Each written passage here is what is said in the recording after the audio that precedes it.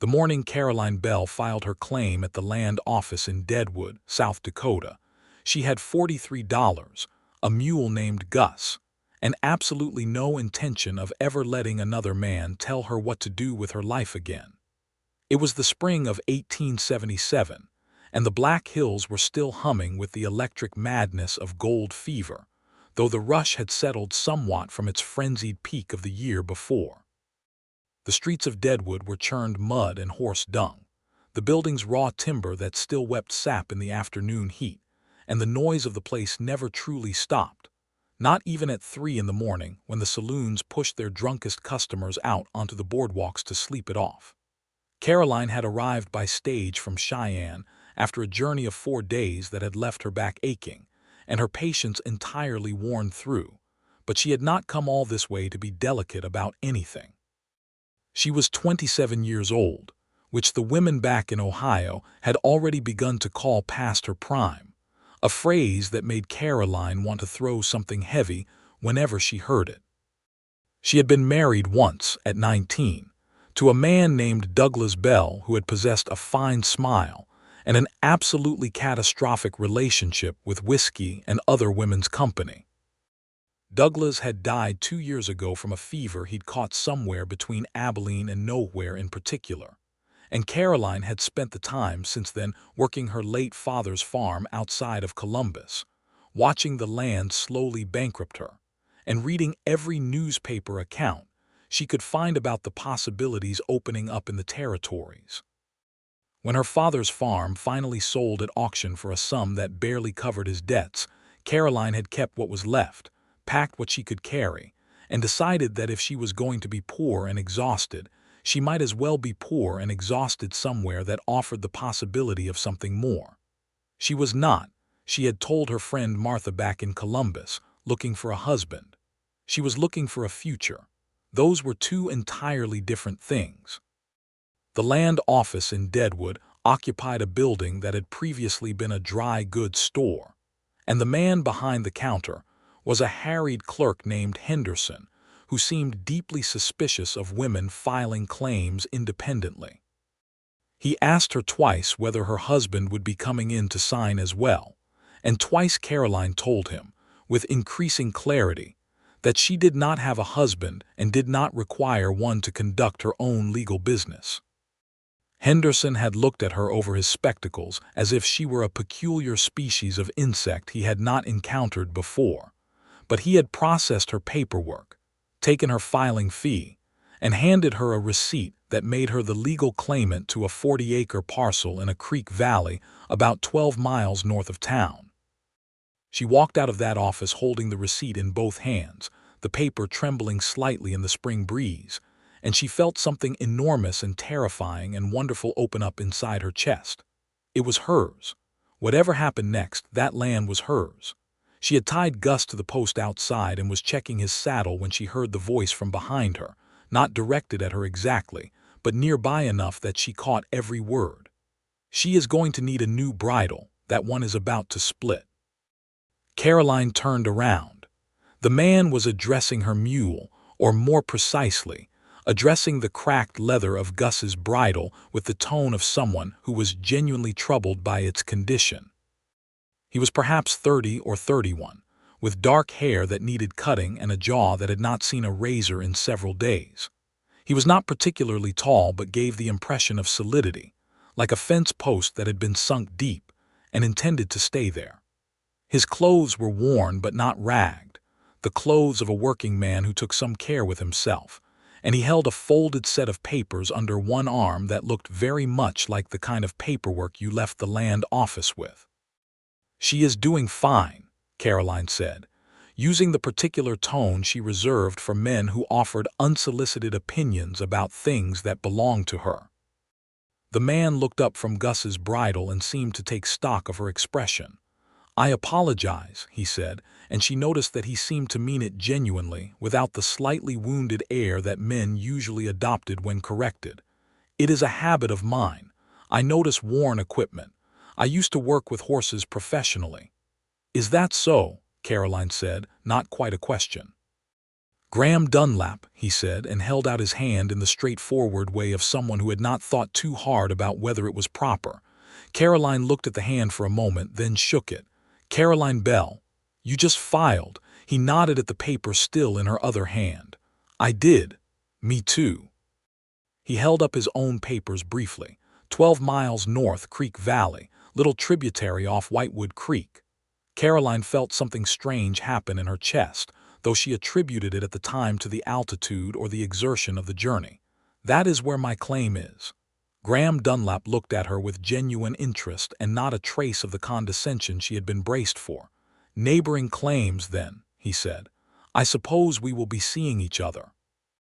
"I suppose we will," Caroline said, and untied Gus and led the mule up the street, not looking back, though she was aware, with a sharp and unexplained clarity, exactly where Graham Dunlap was standing as she walked away. The valley was more beautiful than the land office map had suggested, which Caroline had not expected. She had prepared herself for disappointment, for scrub and rock and a trickle of water that barely deserved the name creek. But what she found when she made the ride out to her claim on a Tuesday morning in late April was a wide fold of land between two ridges where the trees were just coming into leaf, and the creek, a genuine creek with real depth and moving water, ran along the lower edge in a curve that caught the afternoon light and made it glitter. The grass was coming up green and thick near the water. A hawk was circling high overhead, patient and unhurried.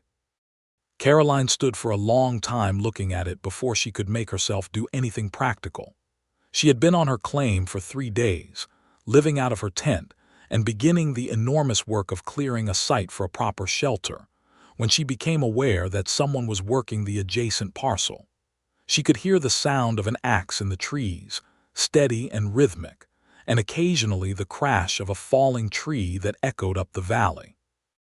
On the 4th day, she walked the boundary line between her claim and the next, and found Graham Dunlap on the other side, shirtless in the afternoon heat, notching logs with a precision that she found herself watching longer than she meant to. He noticed her and straightened up, reaching for the shirt he had hung on a nearby branch. "Mrs. Bell," he said, "how are you getting on?" "Miss Bell," she said automatically, "I am managing. Your line is about 20 yards that way." She pointed. He looked where she pointed, then looked at the log he had been working on, then back at her. "You are right. My apologies. I will move it." "See that you do," she said, which came out more sharply than she intended, and she walked back to her own side of the line feeling a confusing mixture of righteousness and embarrassment. But the truth was that the work was harder than she had anticipated, and harder to do alone. She had known it would be difficult. She had read accounts and she had spoken to people who had homesteaded before, and she had made her peace with difficulty. What she had not fully accounted for was the sheer physical scale of it, the hours of chopping and hauling and digging that a single body could only accomplish at a certain rate, and the nights alone in the tent when the sounds of the dark were unfamiliar, and the loneliness pressed in with a weight she had not expected. She did not ask Graham Dunlap for help. But on the 6th day, when she was struggling with a log that was too heavy for one person to lever into position and had been sitting in the dirt pushing at it for what felt like an hour, she heard footsteps and looked up to find him standing at the edge of her cleared area. "I could use a hand with something on my side," he said, "if you have a moment. In exchange, perhaps we could deal with that log of yours first." It was so carefully, so deliberately phrased as an exchange, as an offer of equal trade rather than charity, that Caroline felt some of the tension leave her shoulders before she had consciously decided to accept. "All right," she said.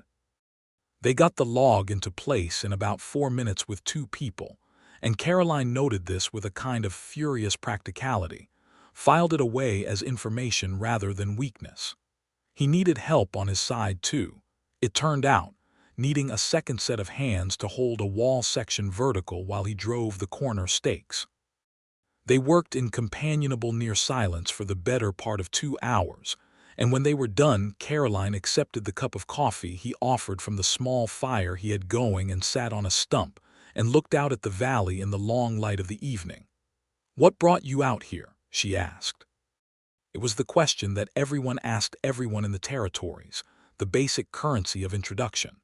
Graham poured his own cup and sat on a nearby log. "I had a ranch in Wyoming," he said. "Lost it in a disagreement with a cattle company that had better lawyers than I did." Caroline absorbed this. The cattle companies had been pushing small ranchers and homesteaders off their land all across Wyoming and the surrounding territories for years, using every legal and extra-legal tool available to them. It was not an uncommon story, but it had a particular kind of bitterness to it. "And you decided to try the Black Hills. Gold didn't especially interest me," he said. "But the land office was open and I had enough to file. I want to build something that is actually mine." He paused. "What about you?" Caroline told him the short version. The farm in Ohio, the debts, the trip west. She did not mention Douglas. She was not sure why she felt compelled to leave that part out. "You came all this way by yourself," Graham said. It was not exactly a question, and it did not carry the note of disbelief or criticism that the same observation had carried when other men made it.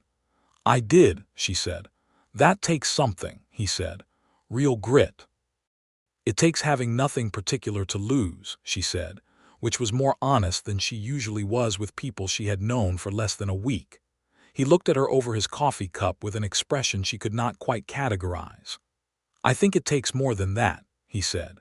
She did not respond to that, but when she walked back to her own camp that evening, the loneliness had shifted somehow, had become less heavy, as if someone had opened a window in a closed room. The spring advanced, and the work built up its own rhythm. Caroline's shelter took shape over the course of 3 weeks.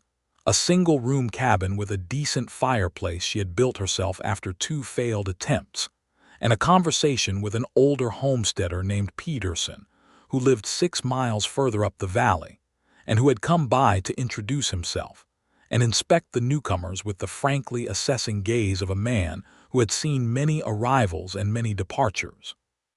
Peterson was a Swede, heavyset and kind, who had been in the valley for 2 years and whose wife, Inga, came with him on his second visit and brought a jar of preserved blueberries that Caroline received as if it were something precious.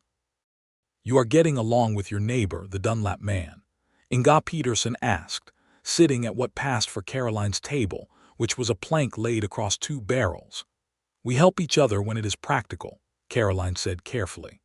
Inga Peterson had the knowing eyes of a woman who had been watching people for a long time.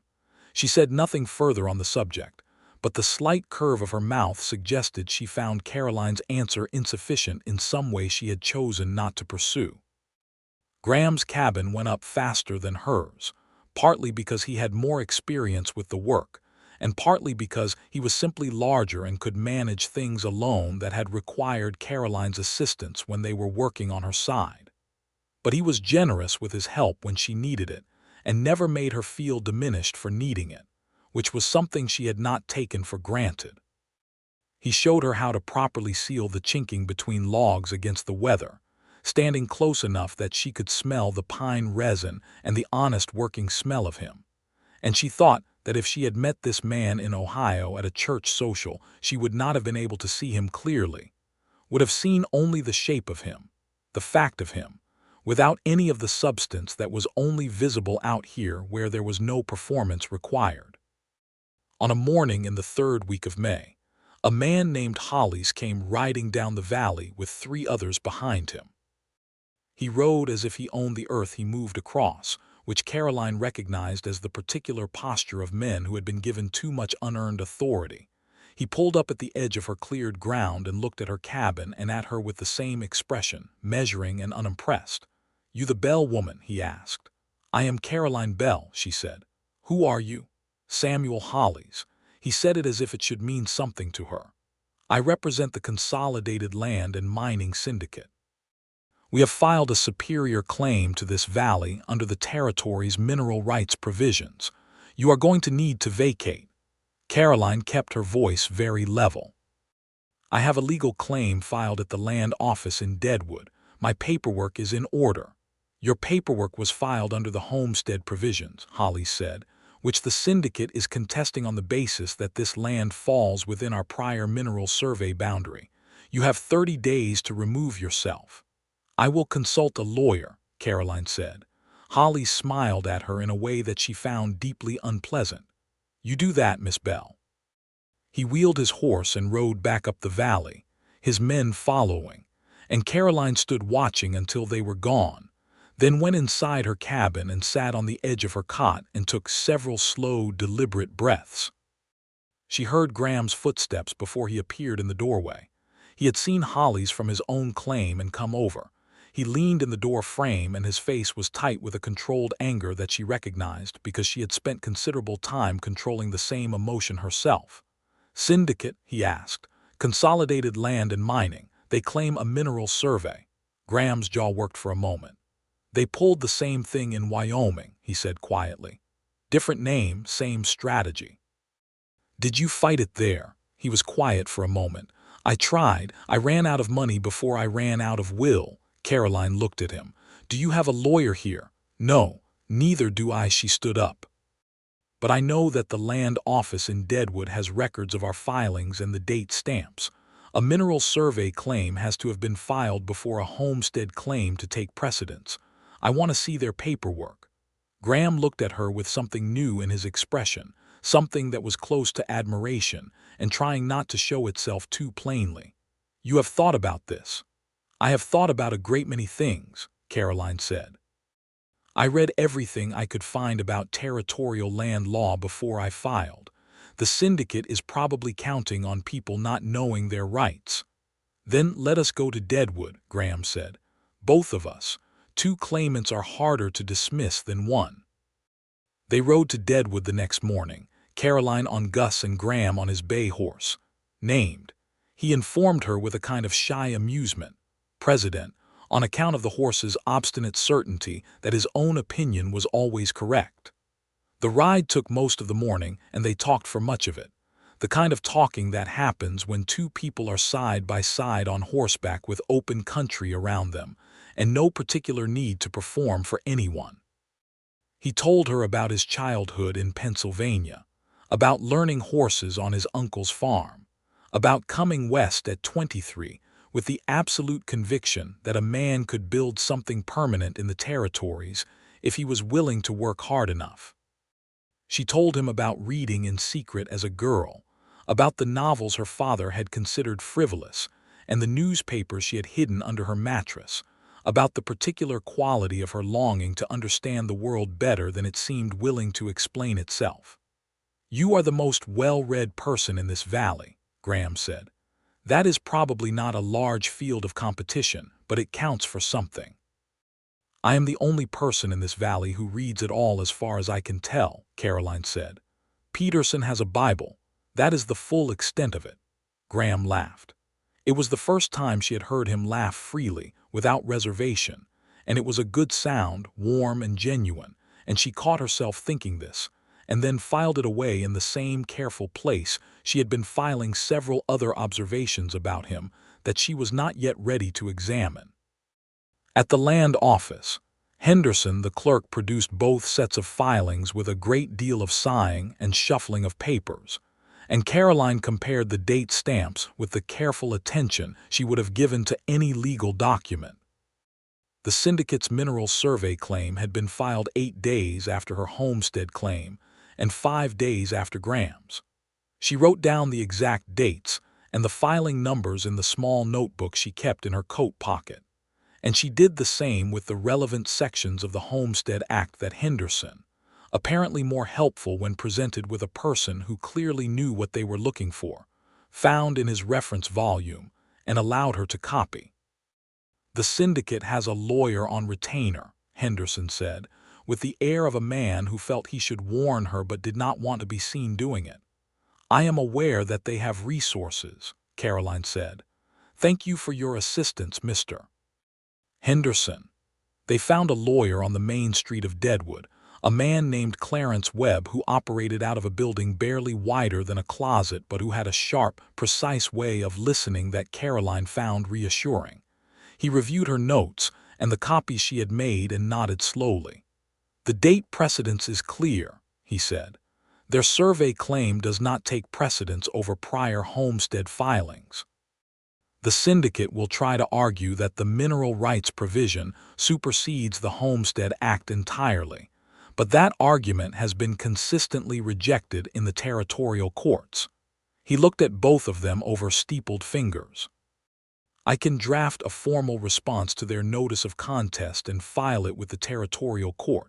My fee is $15 for the initial work. $15 was not nothing. Caroline had been watching her $43 carefully, but she had already run the numbers in her head on the ride down, and she nodded. I will take half of that, she said. Graham said, as will I. They split the lawyer's fee between them in the street outside his office, Caroline handing over her $7.50 with the precise steadiness of someone who has made a decision and intends to stand behind it. Graham matched her amount and they went back into the office together and commissioned the legal response. On the ride back, the afternoon sun was long and golden, and the country was very beautiful in the particular way that seemed designed to make you forget it was also trying to kill you at regular intervals. We should probably talk about what happens if the syndicate decides not to wait for the courts, Graham said. He said it in a careful, neutral way, but Caroline appreciated that he said it rather than pretending the possibility did not exist. We document everything, Caroline said. Every visit, every threat, dates and times, and we make sure people know. The Petersons, anyone else in the valley, syndicates operate better when nobody is watching. You are very practical, Graham said. I have had to be, she said simply. He was quiet for a moment and then he said, I think Douglas Bell was a fool. Caroline went very still. How did you know about Douglas? Peterson mentioned it, not unkindly. He just said you had been on your own for a couple of years. Graham looked at the road ahead of them. I did not mean to presume. I only meant you are a remarkable woman, and whatever he was, he did not deserve you. Caroline looked at the wide sky above the ridges for a long time before she said anything. He was not a bad man, she said finally. He was just not the right man, and I was too young to understand the difference. I know something about that, Graham said. She looked at him. He was watching the road, his profile against the sky, and she saw something in the set of his jaw that told her there was a story there he had not told yet. There was someone in Wyoming, she said. Not a question exactly. Her name was Ellen, he said. She was the daughter of a rancher near Cheyenne. We were engaged for almost a year. When the syndicate took my ranch, she decided that a man without land and without prospects was not the man she had agreed to marry. He paused. She was not wrong exactly. She had her own future to think about. She was wrong, Caroline said flatly, with a certainty that surprised her. He looked at her then, a quick full look before he returned his eyes to the road. Well, he said, and she could hear the complicated thing in his voice, the gratitude and the old wound and something else she did not quite have a name for yet. Thank you for that. They rode the rest of the way in a silence that was no longer empty. Summer in the valley was hard and magnificent in equal measure. Caroline planted a kitchen garden along the south-facing slope below her cabin, working the soil with a patience and stubbornness that she felt was one of her better qualities. She grew beans and turnips and cabbage, and a small experimental plot of wheat that did better than she had hoped. She learned to snare rabbits from Peterson and to preserve meat in the cold spring water near the creek. She hauled water and chopped wood and mended equipment, and did the 10,000 small tasks that constituted survival in a place where civilization was still more aspiration than fact. And she went asleep each night with aching hands and a deep, specific satisfaction that she had not felt since. She realized, since she was a child reading those hidden novels, and believing that things could be exactly what they seemed if you were brave enough to find the right story. Graham was building out his own operation, beginning a small horse breeding program with President and 2 mares he had purchased in Deadwood, and the horses were a revelation to Caroline, who had grown up with draft animals and had never been particularly close to horses as individual creatures. Graham introduced her to them as if presenting friends, with a seriousness that was also, She gradually understood, a form of humor. "This one is Constance," he said, standing at the fence one evening while the bay mare came forward to inspect Caroline's offered hand. "She has very strong opinions about everything and no patience for dishonesty. I think you two will understand each other." "And what does she think of you?" Caroline asked. "She tolerates me," Graham said, "which is the highest praise she gives." Caroline laughed, and Constance flicked an ear at the sound as if in mild irritation, and Graham was watching Caroline with that look again, the one she kept catching and filing away, and this time she did not look away immediately. The evening light was warm on his face, and the valley was full of cricket sound and the smell of the summer grasses, and Caroline thought, "Here is a man I could trust." The thought frightened her considerably. The legal response from Webb reached the syndicate in late June, and Hollis returned to the valley in early July with his own lawyer, a cold-eyed man from Denver, who introduced himself as Cartwright and who spoke with the practiced smoothness of someone who made his living making right things seem wrong. He attempted to explain the mineral rights argument directly to Caroline in her own yard, while Holly stood nearby watching with that measuring expression. Caroline listened to the entire explanation with her arms folded and her face neutral, and then she said, "Mr. Cartwright, our filing dates are a matter of public record. The Homestead Act provisions are established federal law. Your mineral survey claim was filed 8 days after my claim and 5 days after Mr. Dunlap's. If the syndicate wishes to pursue this in the territorial court, our attorney has already initiated the necessary filings. We will be happy to let the court decide." Cartwright looked at her with an expression that suggested he was recalibrating. "Miss Bell, I can assure you that the court proceedings will be lengthy and expensive for a person in your position." "Then it is fortunate that I have time and Mr. Dunlap and I are sharing legal costs," Caroline said. "Good afternoon, Mr. Cartwright." After they had gone, she found that her hands were shaking slightly, which she attributed to controlled anger. She went inside and sat down and took her usual several breaths, and then she heard Graham's boots on her step and his knock at her door. "I heard most of that from the tree line," he said. "You were magnificent." "I was terrified," she said. "Yes," he said, coming inside and sitting across from her at the plank table. "And you were still magnificent. The two things coexist." She looked at him. He had brought a pot of coffee, his own, carried carefully across the claim line, and he poured 2 cups without asking and pushed one toward her, and the domesticity of it, the easy naturalness of it, struck her somewhere low in her chest. "Graham," she said. "Yes." She looked at her coffee cup. "I want you to know that I did not come out here looking for." She stopped. "I do not want you to think that I am, that my willingness to work alongside you means something that it might look like from the outside, something that I have not." "Caroline," he said gently. "I know. You came here for yourself. So did I." He waited until she looked up at him. "But I would be lying to you if I said I have not thought about things. I think it is better to be honest about that, because you are the kind of person who can tell when someone is not being honest, and I would rather be straightforward with you than have you catch me performing something." He looked at his own cup. "I am not asking for anything. I am just being honest." She sat with that for a long moment. Outside, Gus moved somewhere and a bird called in the trees, and the creek went about its business with perfect indifference. "I appreciate your honesty," she said finally. "I would ask you for some time." "You have as much time as you need," he said, without hesitation, and she believed him, which was perhaps the most remarkable thing he had said yet.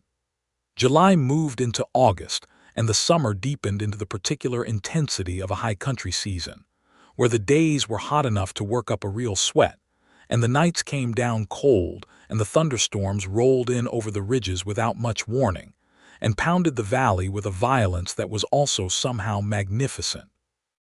Caroline ran outside once during a storm to save her bean plants from a hail shower and found Graham already there, having run over from his own side, and they laughed like idiots in the hail, dragging planks over the garden beds, both of them soaked through in under a minute.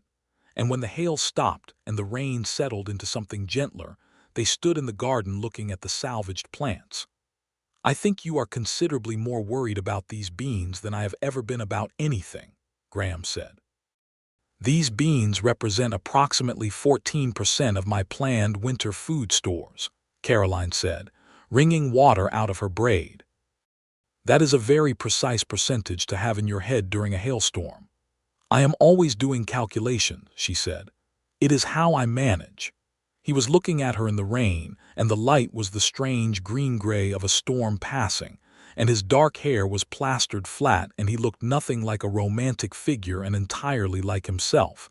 And Caroline thought with a clarity that surprised her, "I want to kiss him." The thought arrived fully formed and without apology, and she did not file it away this time. She looked at it honestly for a moment, the way she tried to look honestly at everything, and then she thought, "Not yet." But the clock on not yet was running down, and she knew it. The court ruling came in September, a letter from Webb that arrived with the Deadwood mail on a Tuesday morning, folded and official and enormously significant.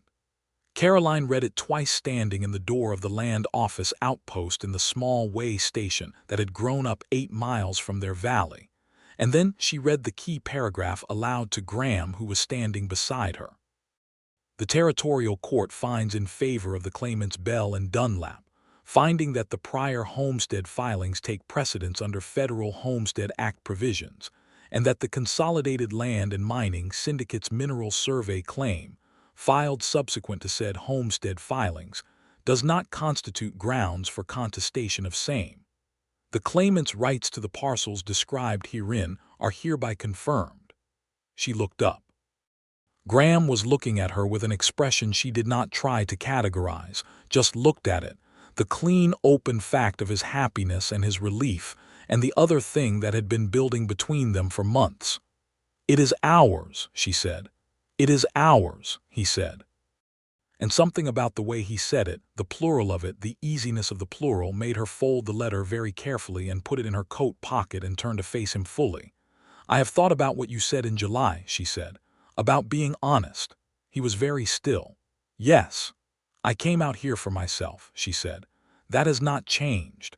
I am not looking for someone to complete me or save me or take care of me. I have been taking care of myself for a long time, and I intend to keep doing it." She watched his face. "But I have also been alone for a long time, and there is a difference between being independent and being lonely, and I have been confusing those two things as though choosing the first one required accepting the second." She stopped. She could feel her heart going faster than usual. "I am telling you this because you asked me for honesty, and I think you deserve it." Graham Dunlap took a breath that she could see go all the way through him. "Caroline," he said, and there was so much in the way he said her name, a careful reverence and a barely contained warmth, that she felt it in her sternum. "I am not looking for someone to take care of either. I am looking for a partner. Someone who stands on her own side of the claim line and takes her own decisions and argues with me when I am wrong." A small smile. "Someone who quotes Homestead Act provisions at lawyers." She laughed, a real one, unguarded. "That is a very specific set of requirements." "I have a very specific woman in mind," he said. The space between them was about 2 feet, and the morning light was gold on the dry grass of the hillside, and somewhere behind them a horse stamped and blew. Caroline stepped forward and kissed him, because she had never been much for waiting once she had made up her mind. And Graham's hand came up to her face with a tenderness that she felt all the way down to the ground. And they stood there on the packed dirt outside a way station in the Black Hills of South Dakota with the territorial wind coming down off the ridges. And it was, Caroline thought, nothing like any of the novels she had hidden under her mattress, and better than all of them. The autumn was extraordinary. Caroline had not known, before this, what it was to have someone to share a good thing with, the specific richness of it. How the harvest of her garden tasted different when she could hand Graham a new potato still dirty from the earth, and watch him eat it like it was something wonderful. How the first frost of the season, which she had been dreading, became instead an occasion for the two of them to work side by side pulling the last of the cabbages in the early morning cold, their breath clouding in the gray light. their conversation moving from practical to absurd to genuinely philosophical and back again, in the way that conversations do when two people have learned the particular rhythm of each other's thinking. Graham had begun serious work on the horse breeding operation, and his eye for horseflesh was extraordinary. He could look at a horse and tell you things about its nature and potential that seemed almost prescient, until you watched him work with them long enough to understand that he was reading 1,000 small signals: the set of an ear, the tension in a particular muscle, the quality of attention in an animal's eye. He was endlessly patient with horses, patient in a way he was not always patient with other things, and watching him work with a young horse, bringing it to trust him with a quality of gentleness that was also complete authority, Caroline felt something that she might have called recognition.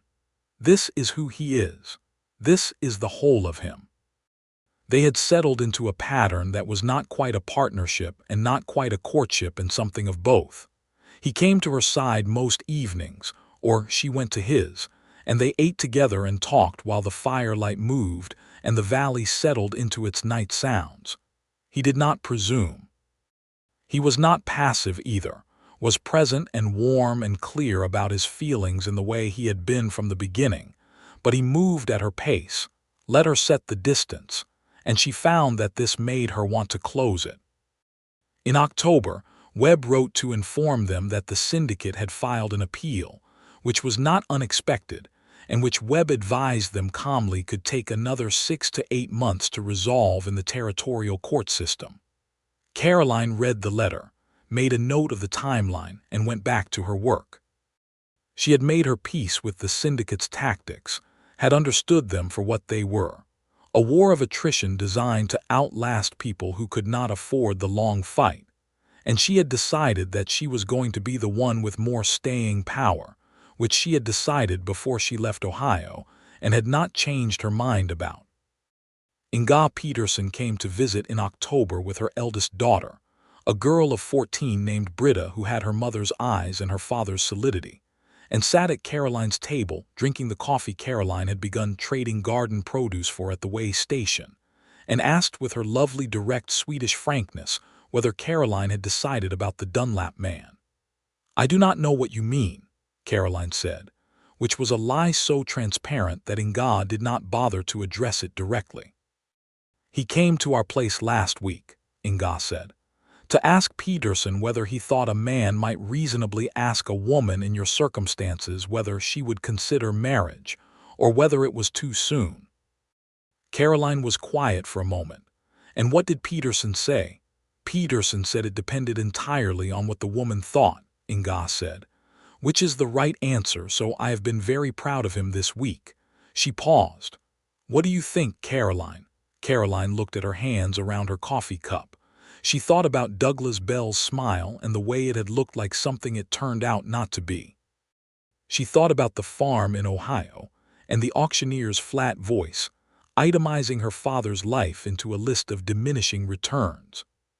She thought about the claim receipt trembling in her hands outside the land office, and the $43 that were no longer 43 because she had used them to build something real. She thought about a man who poured coffee without asking because he had already learned how she took it. "I think," she said slowly, "that I came out here not looking for a husband, and I still believe what I believed when I came. That a woman does not need a husband to have a complete life, and that marriage ought to be something chosen from strength rather than from fear or necessity." She paused. "But I also think that Graham Dunlap is the first man I have ever met who seems to agree with all of that, and that is a very unexpected and somewhat inconvenient development." Inga smiled with the fullness of a woman who had been proven right about something she had known for months. 3 days later, Caroline walked across the claim line to Graham's side of the valley on a quiet Tuesday afternoon and found him working on a harness repair, sitting on the step of his cabin with the leather across his knees.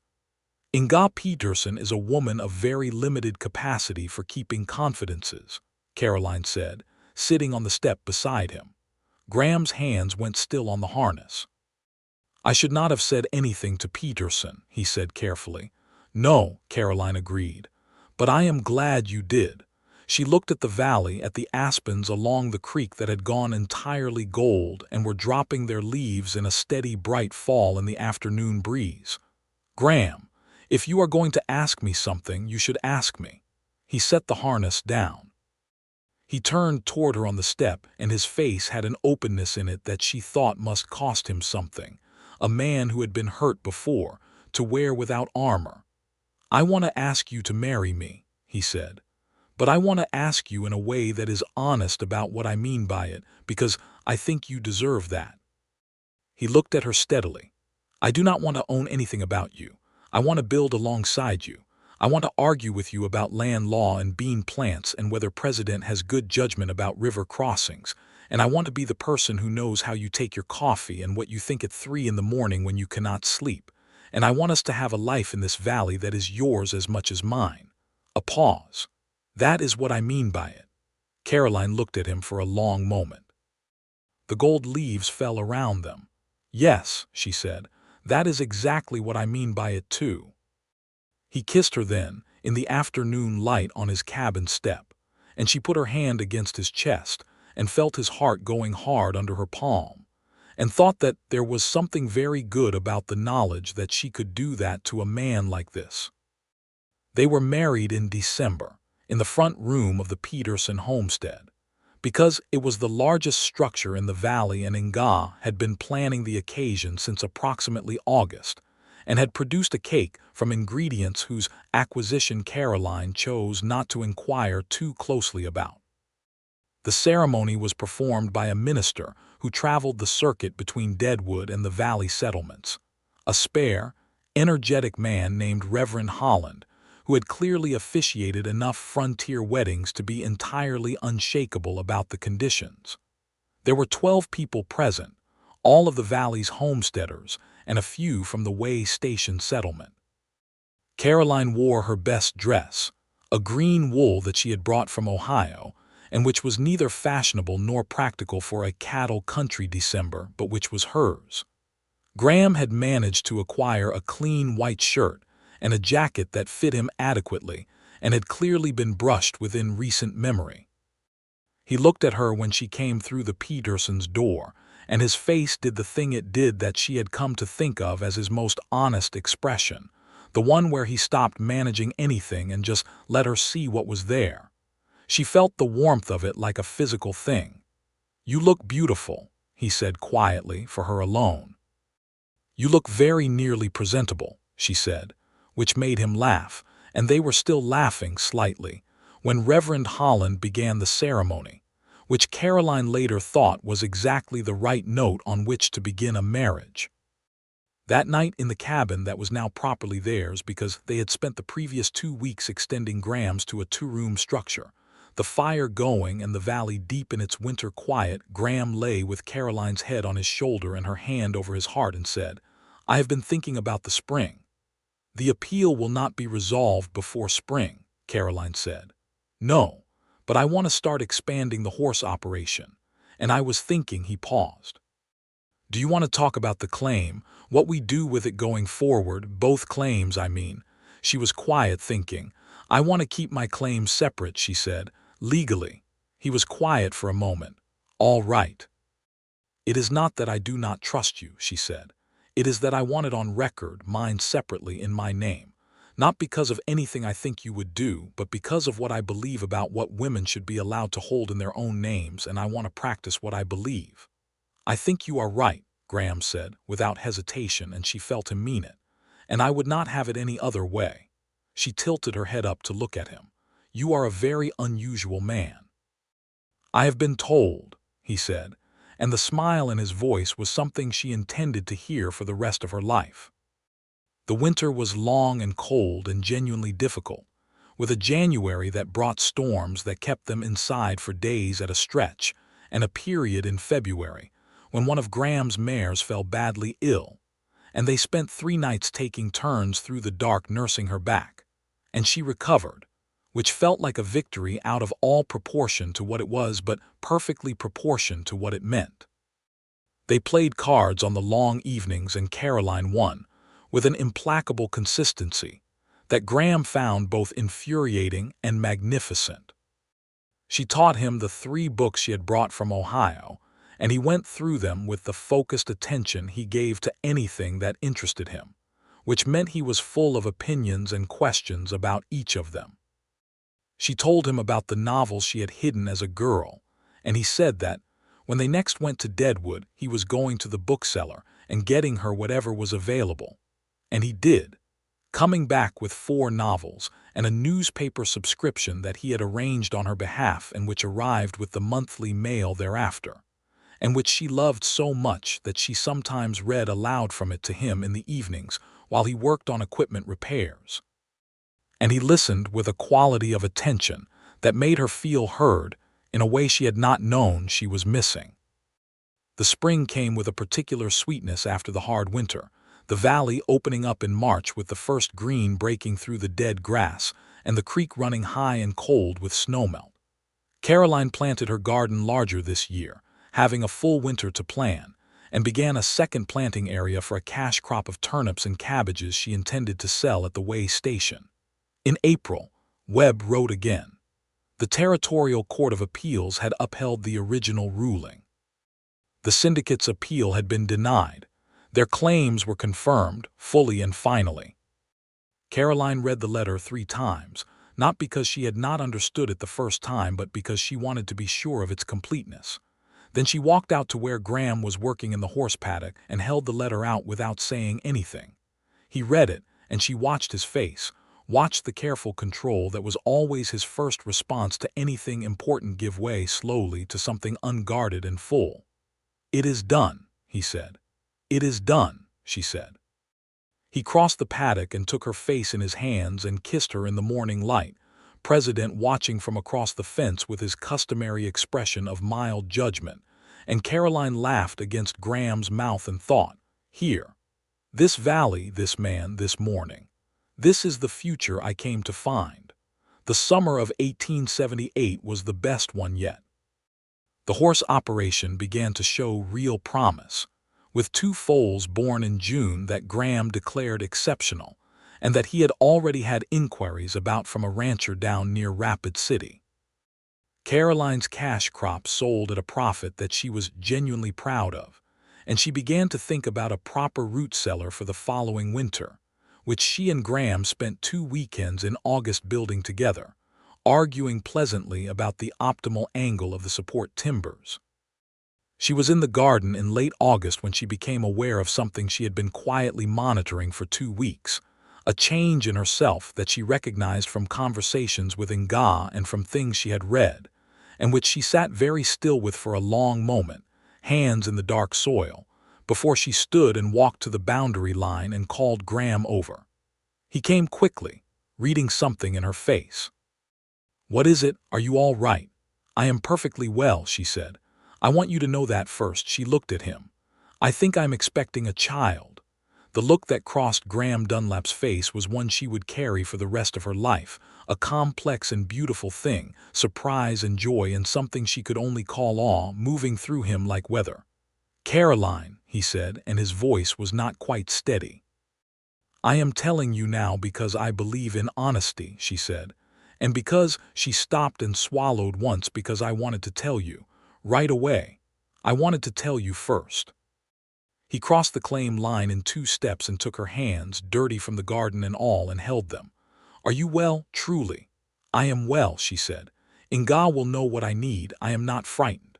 He looked at her with everything on his face, all of it, no management, no distance. "I love you," he said. "I have wanted to tell you that for months, and I kept waiting for the right time, but there is no right time, there is just now." Caroline had not cried since the day she left Ohio, had not allowed herself the luxury, but she felt her eyes go warm and she did not fight it. "I love you too, Graham," she said. "I am sorry it took me so long to say it plainly." "It did not take too long," he said, and pulled her carefully against him, and she stood in the August afternoon with her face against his chest, and thought that this was what it felt like when nothing needed to be different. Nga Peterson arrived in the valley 2 days later, having been told by a note Caroline sent via the monthly mail run, and descended on the cabin with the purposeful energy of a woman who had been waiting to be useful in exactly this way. She examined Caroline with a frank competence that Caroline found immensely reassuring, announced that everything seemed entirely normal, gave a list of foods and activities and things to watch for, and then stayed for dinner and told Graham that he was going to need to build a proper addition to the cabin before February. February, Graham said. Late February, early March, Inga said, with the confidence of a woman who had timed 4 of her own deliveries. So you have time, but do not waste it. Graham looked at Caroline across the table. She looked back at him. He smiled first. He began the addition to the cabin in September, working on it in the evenings after the regular work of the claim was done, and Caroline helped when she could and directed always, because she had thoughts about window placement and the arrangement of the space that she was not shy about expressing. They debated ceiling height for an entire week. The ceiling can be lower, Graham said. The ceiling should not be lower, Caroline said. A low ceiling makes a room feel like a place where things are being stored, not a place where people live. It is easier to heat a room with a lower ceiling. Then we build the fireplace better. He looked at her with that expression, the one where he was clearly deciding whether to continue the argument or simply agree, and she could see the exact moment he decided. The ceiling will be higher, he said. Thank you, she said, and handed him a nail. The fall passed in a warmth of work and anticipation. The Hollies' problem was finished. The land was theirs. The horse operation was growing. The valley was as beautiful in November as it had been in April, different but equally itself. The aspens gone bare now, and the creek running dark under a sky that was a cold, clean blue. The Petersons came for a celebration supper in October, at which Inga declared that the addition was looking excellent, and that the ceiling height was a very good decision, which made Graham catch Caroline's eye across the table and make an expression of resigned acknowledgement that she returned with an expression of pure innocence. In November, a new homesteader arrived at the far end of the valley, a man named Thomas Reyes, who had come up from New Mexico with his elderly mother, and who was quiet and hardworking and good with tools. He and Graham developed the kind of friendship that men in the territories developed quickly because proximity and necessity created it. And Thomas's mother, Esperanza, who was 70 and had opinions about everything and spoke in a mixture of English and Spanish that Caroline found charming, declared after her first visit to the cabin that Caroline was a woman of excellent practical sense and that the baby was going to be a boy. "How do you know?" Caroline asked. Esperanza looked at her with dark eyes that had seen a great deal of the world. "I have been knowing these things for 50 years, she said. I know, she was right. In late February of 1879, on a morning when the snow was still deep in the valley, but the quality of the light had shifted in the way that meant spring was somewhere not far behind, Caroline Bell Dunlap gave birth to a son, with Inga Peterson in attendance and Graham on the other side of the door, because Inga had sent him there, and he had not argued, though Caroline could hear him moving back and forth across the boards with a regularity that told her exactly how he was managing. The baby had dark hair and an expression of outraged astonishment at the fact of his own existence, which Caroline thought was entirely reasonable. She held him while Inga finished what needed to be finished, and when the door opened and Graham came in, she watched him see his son for the first time. He sat on the edge of the bed beside her and looked at the baby with an expression that went far beyond anything she had words for, and she leaned her head against his shoulder and felt the 3 of them settle into their first arrangement as a family. "What do we call him?" Graham asked, very quietly. Caroline had thought about this. "William," she said. "For my father," she paused, "if you agree." "William," Graham said, and the baby opened dark eyes and seemed to consider the name. "William Dunlap, I agree very much." The spring of 1879 came with its usual force and beauty, and the valley woke up around them with its usual indifference to human events, the creek running high, and the grass coming green, and the aspens leafing out in their pale gold green that was like nothing else. And Caroline stood outside her cabin one morning in early April with William in her arms while Graham saddled President for the ride to the way station, and she looked at what they had built. Two cabins now merged into one larger home with a proper kitchen and two sleeping rooms, and the ceiling height she had insisted on and windows that caught the afternoon light exactly as she had intended. A horse paddock with 6 horses, 2 of them the exceptional foals from the previous summer, and one of them a new acquisition from Rapid City that Graham had returned from with the look of a man who has done something he is enormously pleased about. A kitchen garden that she had expanded each year. A root cellar. A henhouse that Thomas Ray's had helped build in exchange for the 2 evenings Graham had spent helping him with his own roof before the winter. A small but real community, 3 homesteads in the valley now, with the relationships and the small economies and the shared knowledge that were the actual substance of a life in a place. Her claim, 40 acres in the Creek Valley of the Black Hills of South Dakota, registered at the land office in Deadwood in April of 1877 in the name of Caroline Bell. Still her name, still hers, as it should be. Graham came out of the barn with President and tied him to the post and came over, standing beside her and looked at what she was looking at. "What are you thinking?" he asked. "I am thinking about the day I filed the claim," she said. "I had $43 and a mule." "You also had an extremely well-considered position on territorial land law," he said. "That is true." William stirred in her arms, making the small exploratory sounds of a 2-month-old discovering his own voice. "I was not looking for anything except what I found." Graham put his arm around her shoulders, looking at the valley in the spring light. "Neither was I, and yet," Caroline said. "And yet," he agreed. She looked up at him. This man she had not gone looking for, and he looked down at her, and the morning was clear and cold and absolutely full of the specific quality of rightness that comes not from plans, but from the accumulated truth of choices made honestly and kept with care. President stamped and blew and looked at them with his usual presidential assessment. Gus, who had been retired from serious work, but who still occupied a paddock alongside the horses with the air of a mule who knew his own dignity, raised his head briefly from a patch of early grass and then returned to the more important business. William made a sound that might have been agreement. The summer of 1879 brought changes to the Black Hills with the force and complexity that characterized change in the territories. More homesteaders came into the valley. A proper road was cut through to the way station. There were meetings about a school, which Caroline attended and spoke at with the directness that had by now become familiar enough in the valley to be taken as her natural register. The school would happen, she had decided, and it would happen within 2 years, because the children in the valley were going to have the opportunity she had fought her way toward in a back room in Ohio, even if she had to teach the first sessions herself in her own kitchen. The horse business flourished. Graham had the reputation now of a man who could find and develop exceptional horses, and the inquiries came regularly from ranchers across a range of 100 miles.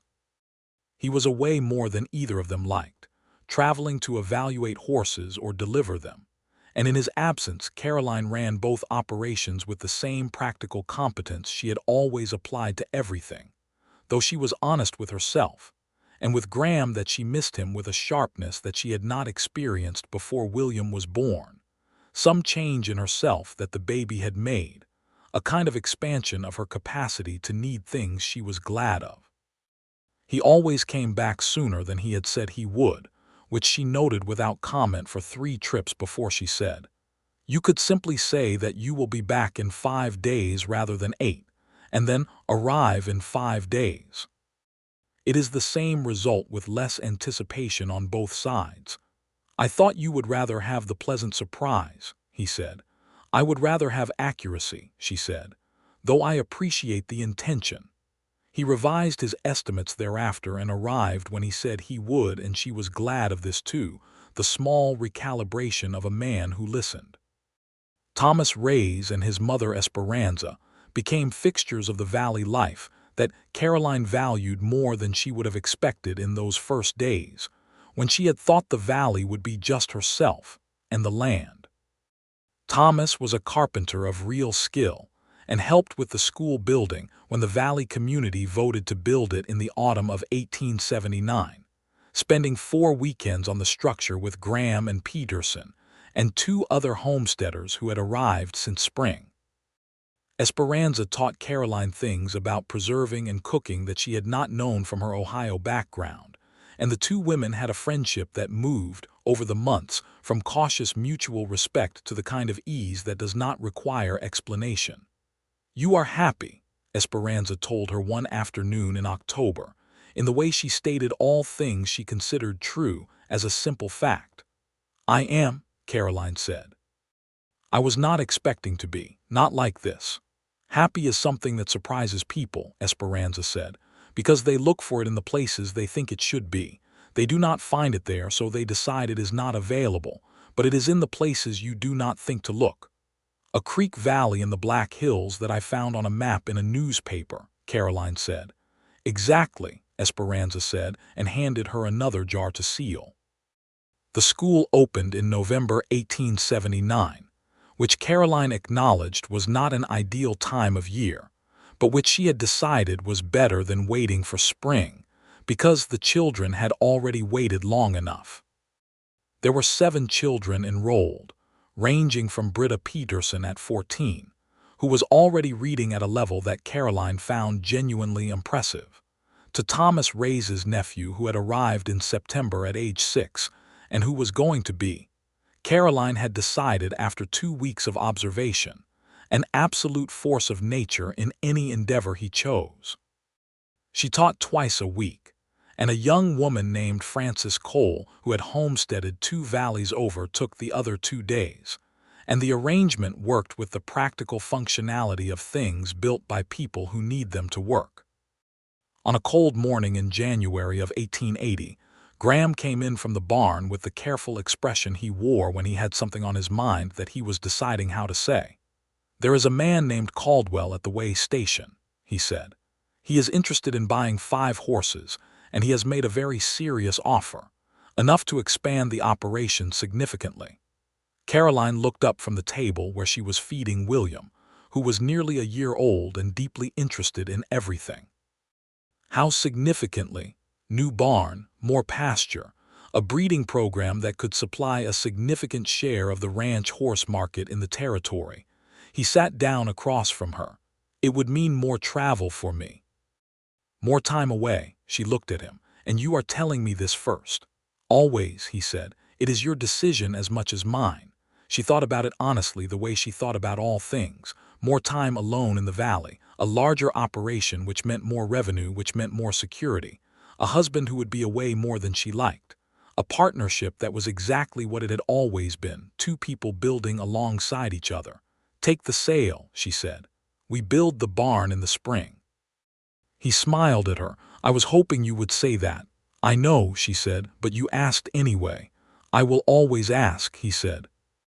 The barn went up in May of 1880 with more helping hands than Caroline had expected, because the valley had grown enough that there were 6 households now, and the tradition of work parties that the older homesteaders like Peterson had brought from their own backgrounds had taken hold as the natural way of doing large things.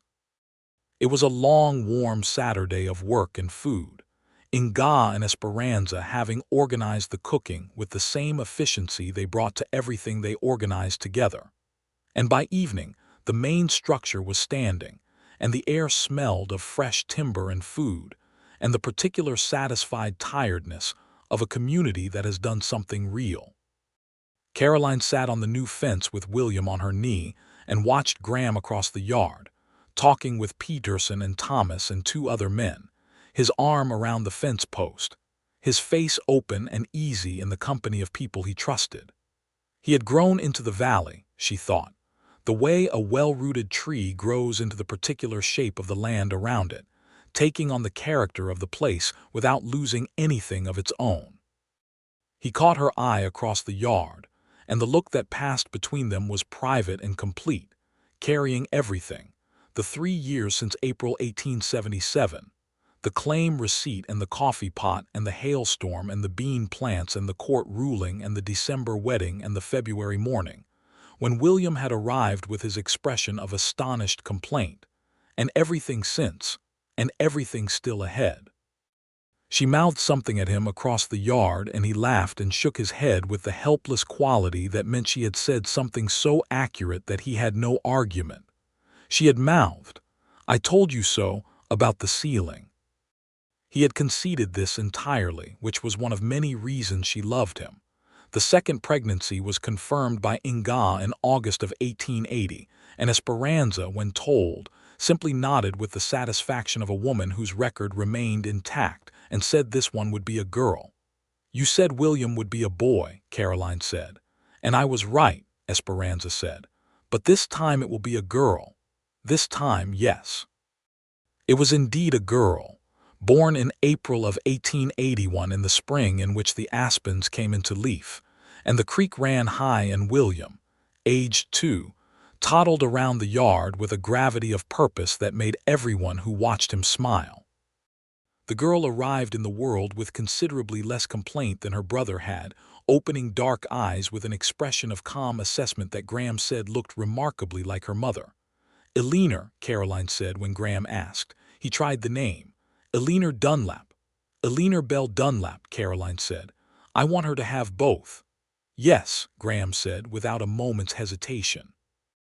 Eleanor Bell Dunlap looked at the ceiling from her mother's arms with the expression of a person making preliminary notes. By the summer of 1881, the valley had 6 homesteads and a school, and a regularly operating way station that had grown into something closer to a small settlement, with a general store and a doctor who came through monthly from Deadwood. The school had 14 students now. The horse operation employed Graham, and during peak seasons, Thomas Rays and one of the other valley men. Caroline's garden had expanded into a producing operation that supplied the general store with preserved goods through the winter months. Deadwood was becoming a real town, rough around the edges but with the bones of permanence, and the Black Hills were settling into something that still carried the character of the frontier, but was no longer quite the wild, ungoverned country that Caroline had ridden into in April of 1877. There were courts that worked, or mostly worked. There were laws that applied, or mostly applied. There were roads and mail and doctors and schools, the tendrils of the civilization that would, over the coming decades, cover the territory entirely.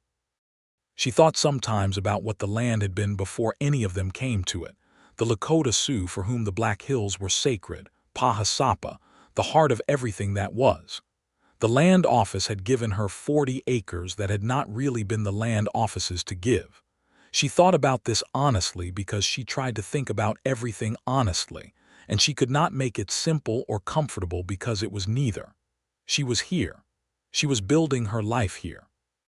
She loved this valley with something that felt permanent. And the people who had loved it first had not chosen to give it up, had been forced and cheated and removed, and no amount of the beauty she found in the land could make that right. She told Graham what she was thinking one evening in the summer, sitting on the step of the cabin in the dark. He was quiet for a long time. "I think about it too," he said. "It does not go away." "It should not go away," Caroline said. "We should hold it even when we cannot fix it." "Yes," he said, "we hold it." They sat together in the dark of the valley for a long time after that, not trying to resolve what could not be resolved, just holding it with the honesty it deserved. The years moved in the way that years do when life is genuinely full, not quickly but not slowly, just continuously, each season bringing its own work and its own gifts. William started school at the new schoolhouse in the fall of 1882 and demonstrated, as Caroline had expected, a voracious appetite for reading and a tendency to ask questions that exceeded his teacher's ability to answer them. Eleanor followed him around the yard with the determined focus of a small person who has decided to learn everything her brother knows and then do it better, and their relationship had the quality of a good argument, constant and affectionate and productive. Graham had become one of the most respected horse breeders in the territory, his reputation extending well beyond the Black Hills, now to ranchers in Wyoming and Nebraska who sought his animals specifically. He was a way more than Caroline liked, though they had found their rhythm with it. The letters that traveled with the mail, careful and honest in the way their conversations were careful and honest, and the returns that were always full of the accumulated weight of absence turned into presents. One afternoon in the fall of 1883, Caroline was at the land office in Deadwood on some paperwork business related to a boundary clarification that had arisen from the expansion of the Way Station settlement, and Henderson, still behind his counter though considerably less harried now in the more settled climate of the town, looked at her over his spectacles with an expression that was, she realized, sheepishness. "Miss Bell," he said, then caught himself. "Mrs. Dunlap, I owe you an apology." She waited. "When you came in to file in 1877, he said, "I asked you twice about your husband. I was rude about it. I did not treat you as I should have treated a person conducting legitimate legal business." Caroline looked at him for a moment. "You were operating on assumptions that were common at the time," she said, "but you are right that they were wrong assumptions." He nodded, still looking sheepish. "A number of women have come through here in the years since," he said, "filing on their own. I have tried to do better." "Good," Caroline said. "That is exactly the right response to having been wrong." She smiled at him. "The paperwork for the boundary clarification." He produced it with something like relief. She walked out of the land office into the Deadwood street, which was muddy and noisy, and smelled strongly of horses and commerce, and she tucked the papers under her arm and looked up the street to where Graham had said he would be at the livery stable at 3 o'clock. And she walked toward the livery at 3 o'clock and found him there, standing with a new horse he had been inspecting, a gray with a broad chest and an expression of cautious intelligence. "What do you think?" Graham asked, meaning the horse. Caroline looked at the gray, who looked back at her with those cautious, intelligent eyes. "I think she has a good mind," she said. "She does," Graham said.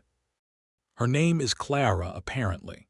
"Clara is a fine name," Caroline said.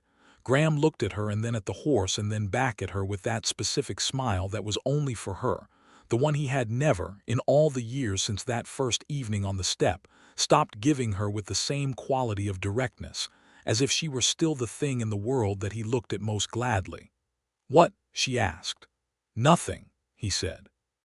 "Only that you walked in here and immediately understood the horse, and that still catches me, how quickly you see things." "I had a good teacher," she said, which was a more generous thing than she usually said, and she knew by his expression that he knew it. He paid for Clara and they rode back toward the valley in the long September afternoon, the Black Hills opening up around them in the golden light that autumn gave the country out here. A gold so rich it seemed impossible.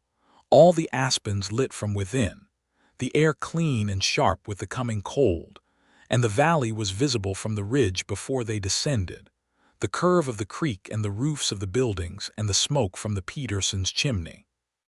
And Caroline looked at it and felt what she always felt when she saw it from above, the compound satisfaction of something that is exactly what it should be. "I was reading to William last night," she said as they rode down, "and he asked me where we came from. Not where were you born, but where did we come from, meaning the valley, how did we get here?" "What did you tell him?"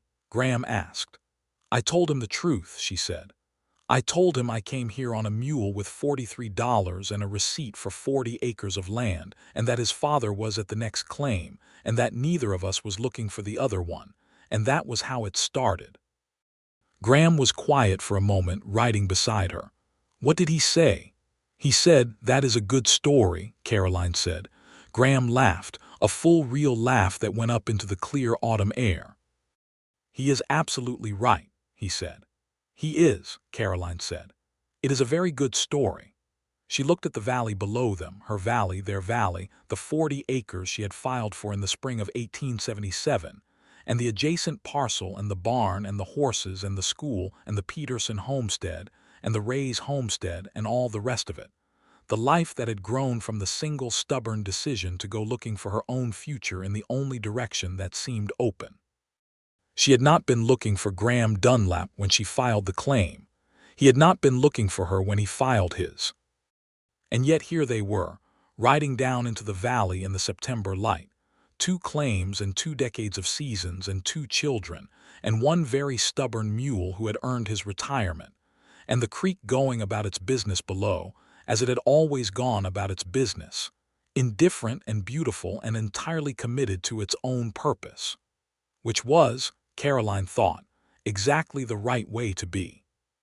She urged Gus's successor, a gray mare named Independence who had been a gift from Graham on their 4th anniversary, down the slope toward home, and Graham rode beside her, and the valley rose up around them on all sides in the autumn gold, and the smoke from their chimney rose straight in the still air.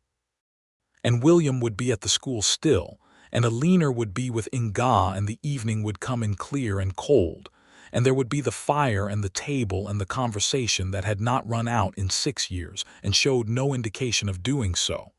"What do you want for dinner?" Graham asked. "Whatever there is," Caroline said. "There is rabbit and there are the last of the turnips." "Then rabbit and turnips," she said. "Simple." "Simple is good," Graham said. "Simple is good," she agreed. The valley settled around them as they rode in, and the aspens shook down their last gold leaves in the afternoon breeze, and the creek moved over its stones with its permanent, unhurried purpose, and Caroline Bell Dunlap came home.